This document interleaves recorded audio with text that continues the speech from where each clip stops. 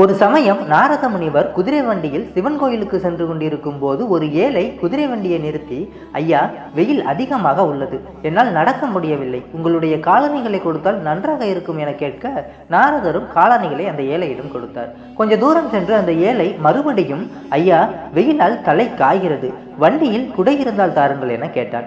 நாரதரும் உண்மையை உணர்ந்து கொண்டு குடையையும் கொடுத்தார்.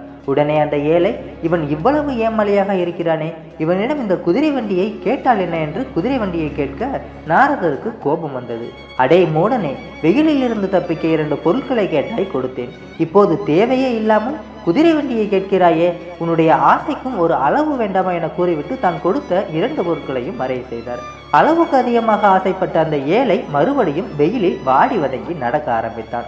நாம் கடவுளிடம் வரம் கேட்கும் போது கடவுளுக்கு தெரியும் நமக்கு என்ன கொடுக்க வேண்டும், எதை கொடுக்க வேண்டும் என்று. அதனால் இருப்பதை வைத்து நிறைவாக வாழ்வோம்.